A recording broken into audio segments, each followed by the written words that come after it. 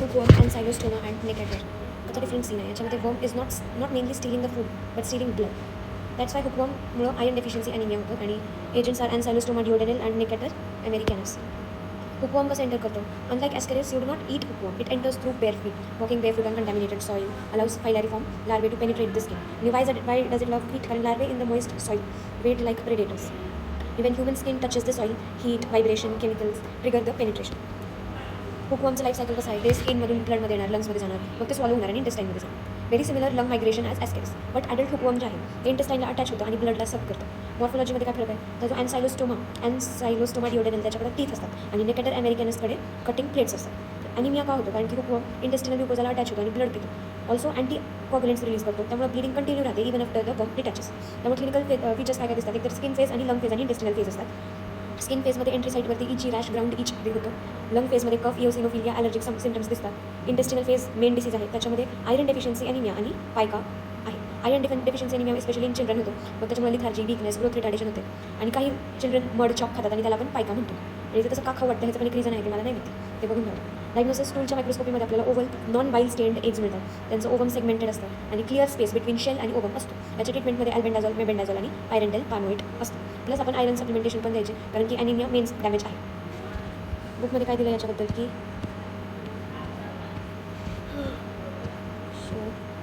Hookworm infestation, necator americanus आणि ancylostoma duodenale. Common parasitic infestation in developing countries.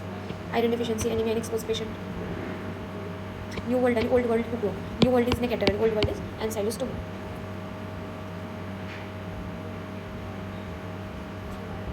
Adult worm जे आहे 7 ते 11 mm म्हणजे 1 सेंटीमीटर असतं. Female longer than male. So अँटिगर एंड असं बेंट असतं, त्याच्यामुळे आपण त्याला हुकवर्म म्हणतो. ब्लड फीडिंग पॅरासायटिक लाईफ असतं आणि त्यांच्या बकल कॅव्हिटीमध्ये, लार्ज बकल कॅव्हिटीमध्ये क्युटिकल असतं. मेल आणि फिमेलमधला डिफरन्स बघ. एग्स कसे आहेत? दोन्ही स्पीसीजचे eggs are same, whereas adult worms may show minor differences. इथं दाखवलं आहे adult worm showing cutting teeth for ancylostoma आणि इथं हे कटिंग प्लेट्स मला समजत नाही आहे. देन त्याला व्हिज्युअलाइज कसं करायचं एग्जला बघ. लाईफ सायकल कशी आहे?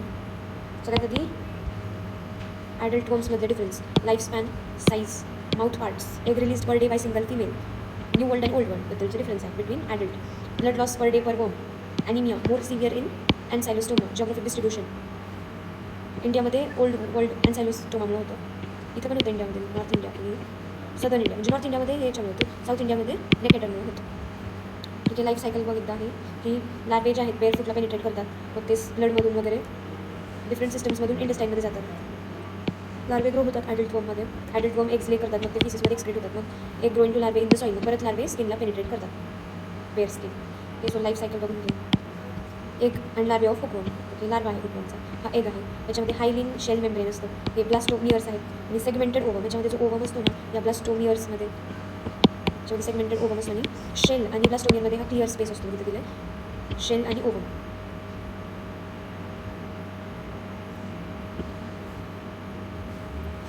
नेक्स्ट काय की त्याचं लाईफ सायकल इज वाचून घे सगळं. Clinical features, acute infection, chronic infection.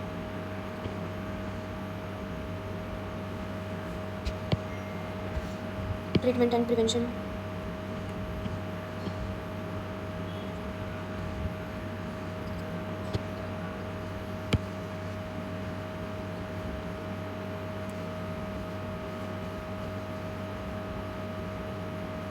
Next आहे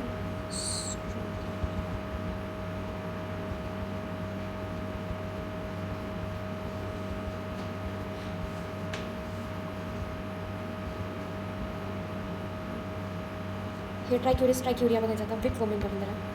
एक असं विप जे की थिन फ्रंट एंड आहे आणि थिक बॅक एंड आहे आणि सिकममध्ये असेंडिंग कॉलॉनमध्ये राहतो हा पॅरासाईट, हा पर्टिक्युलर निमेटोड. सो एगचे फीचर्स, एक बॅरल शेप्ड असतो, बाईल स्टेन ब्राऊन असतो, बायपोलर म्युकस प्लग्स असतात. ठीक आहे, इम्पॉर्टंट आहे. ट्रायक्युरियाचा जो एग आहे तो बॅरल शेप्ड, बाईल स्टेन ब्राऊन आणि बायपोलर म्युकस प्लग्स. पॅथोजेनेसिस, वर्म जो आहे इंटेस्टाईन म्युकोजाला एम्बेड करतो आणि मग म्युकोजाची इंजुरी, ब्लिडिंग, इन्फ्लेमेशन होतं. हेवी इन्फेक्शन झालं तर डिसेंट्री, टेनेस्मस, म्युकस आणि ब्लड येतं स्टूलमध्ये. टेनेस्मस काय होतं मला लक्षात येत नाही. नंतर चाइल्डमध्ये कॉम्प्लिकेशन काय होतात? Can cause growth retardation, cognitive इम्पेअरमेंट आणि रेक्टल प्रोलॅप्स. रेक्टल प्रोलॅप्स का होतो? कारण कॉन्स्टंट स्ट्रेनिंग केल्यामुळे विकंड पेल्विक टिश्यूज होतात. Treatment by albendazole, mebendazole. आतापर्यंत ॲस्केरिस, हुकवर्म आणि ट्रायक्युरिस ट्रायक्युरिया बघितलं. ॲस्केरिस जो आहे इंजेक्शन ऑफ एग्समुळे होतं. स्मॉल इंटेस्टाईन मेन साईट आहे आणि इंटेस्टिनल ऑब्स्ट्रक्शन मेजर फीचर आहे. हुकवर्ममध्ये स्किन पेनिट्रेशन होतं. स्मॉल इंटेस्टाईन मेन साईट आहे आणि आयरन डेफिशियन्सी अॅनिमिया कॉज करतो. ट्रायक्युरिस इंजेक्शन ऑफ हुकवर्म्समुळे आहे. सिकम कोलॉन मेन साईट आहे आणि डिसेंट्री रेक्टल प्रोलॅप्स कॉज करतो. तर इथं काही प्रश्न दिलेत की why does ascaris larvae migrate to lung before becoming adult. कारण ॲस्केरिस लार्वे जो आहे तो लंगमध्ये जातो आणि मग तो इंटेस्टाईनमध्ये स्मॉल इंटेस्टाईनमध्ये आल्यावर ॲडल्ट बनतो. त्याचं कारण की after hatching in intestine larva is steel immature. म्हणजे जेव्हा एगमधून लार्वा हॅच होतो ना तेव्हा तो स्टील इमॅच्युअर असतो आणि त्याला ऑक्सिजन रिच एन्व्हायरमेंटची गरज असते. त्याच्यामुळे टिश्यू मायग्रेशन करतो तो फॉर मोल्टिंग आणि डेव्हलपमेंट. सो इंटेस्टाईनपासून ब्लडमध्ये, ब्लडमधून लिव्हरमध्ये, लिव्हरमधून हार्टमध्ये, हार्टमधून लंग्समध्ये जातो आणि लंगमध्ये त्याला ऑक्सिजन भेटतं. तो मॅच्युअर होतो आणि larva matures further in lungs, then climbs the airway and म्हणजे अल्व्हिओलायपासून ब्रॉन्काय ते सगळं एअरवेमध्ये जातो and it gets swallowed back into the intestine where it becomes adult. So lungs are training ground for the ascaris larvae. Next question, why does hookworm cause iron deficiency anaemia but ascaris usually does not.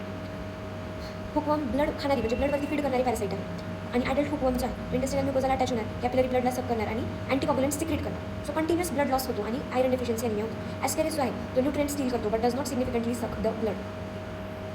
Which helminth causes Loeffler syndrome ascaris lumbricoides आणि what is it's mechanism काय की जे मायग्रेटिंग लार्वे असतात ते pass through the lungs आणि मग eosinophilic hypersensitivity type 4 reaction cause करतात. त्याच्यामुळे dry cough, eosinophilia, transient pulmonary infiltrates आणि इओसिनोफिलिक न्यूमोनायटिस कॉज होतं. 4 गोष्टी, dry cough, eosinophilia, eosinophilic pneumonitis आणि transient pulmonary infiltrates. Why are hookworm infections associated with walking barefoot. कारण की आपण जेव्हा बेअरफूट चालतो तेव्हा लार्वे स्किनला पेनिट्रेट करतात, ब्लडमध्ये येतात, लंगपर्यंत जातात, इंटेस्टाईनमध्ये जातात. मग ते इन्फेक्टिव्ह फायलरी फॉर्म लार्वे असतात ना ते मॉइस्ट कंटॅमिनेटेड सॉईलमध्ये राहत होते, त्याच्यामुळे सगळं होऊ शकतं. त्यामुळे फुटवेअर प्रोटेक्टिव्ह आहे या पर्टिक्युलर हुकवर्म इन्फेक्शन प्रिव्हेंट करायला.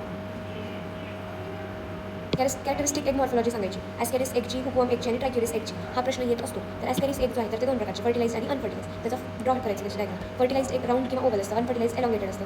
फर्टिलाइज जे आहे थिक अल्ब्युमिनस कोटनी कवर्ड असतं, वेरॅज अनफर्टिलाइज थिन कोटनी कवर्ड असतं.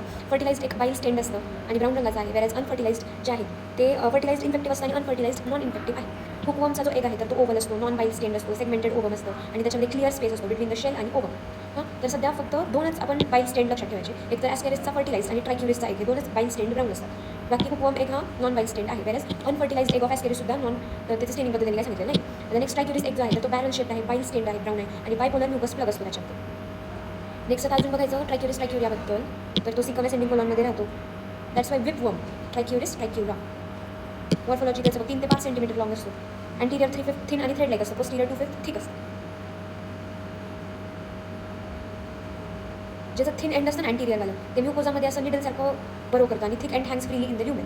Y does it burrow in mucosa? कारण की worm wants anchorage, nutrition, protection from intestinal movement but this causes mucosal injury, bleeding, inflammation. त्याच्यामुळे severe trichuriasis होतो आणि त्याच्यामुळे severe trichuriasis can produce dysentery like syndrome. एक morphology कशी आहे, brown, bile stained, barrel shape आणि bipolar mucus plug. Whipworm eggs wear earphone. असं का? कारण की यांच्यामध्ये बायपोलर प्लग लाईक इयरफोन असतात. ओके, असे बायपोलर प्लग असतात. त्याची लाईफ सायकल कशी, ह्युमन एम्ब्रियोनेटेड एग्स इंजेस्ट करतो, मग transmission by contaminated food, water, dirty hands, moments. मग लार्वे स्मॉल इंटेस्टाईनमध्ये हॅच होतात ओव्हर 3 मंथ्स आणि लार्वे मॅच्युअर ओव्हर 3 मंथ आणि ते ॲडल्ट बनतात 3 महिन्यानंतर. मग adult settle in the large intestine specially caecum आणि असेंडिंग कोलॉन. मग ते ॲडल्ट त्यांना एग्स प्रोड्यूस करतात. ते eggs are passed in the stool in soil. Eggs mature in 2 to 4 weeks म्हणजे अप्रॉक्स 1 अर्धा ते 1 महिना आणि मग ते इन्फेक्टिव्ह बनतात. मग परत एकदा हे जे एग्स आहेत ना एम्ब्रियोनेटेड एग्स हे परत एकदा इंजेस्ट केले जातात. मग त्याच्यातून लार्वा येतो, त्या लार्वाला 3 महिने लागतात ॲडल्ट बनायला. मग ॲडल्ट कुठे सिकम कोलॉनमध्ये जातो, मग तो एग प्रोड्यूस करतो, मग तो एग्स स्टूलमध्ये पास होतात. असं सगळं होतं. त्याचे क्लिनिकल फीचर्स की मोस्ट इन्फेक्शन्स एसिम्प्टमॅटिक असतात. हेवी इन्फेक्शन, वेग ॲब्डोमिनल पेन, ॲनोरेक्सिया, नॉझिया, फ्लॅटुलन्स, वॉमिटिंग करतो. ब्लड आणि म्युकस का बरं आहे स्टूलमध्ये? कारण की वर्म जो आहे तर तो बरोबर करतो इंटेस्टिनल म्युकस झाला, अल्सरेशन, इन्फ्लेमेशन, ब्लीडिंग होते. त्यामुळे पेशंटला डिसेंट्री सिंड्रोम होतो, टेनिसमस, क्रॅम्प्स, म्युकस आणि blood in stool. Rectal prolapse काय होतं? Seen in children with heavy infestation.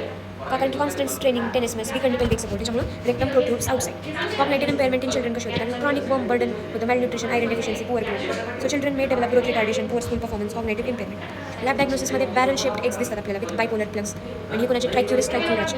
Treatment albendazole, मेबेंडाझोल. ठीक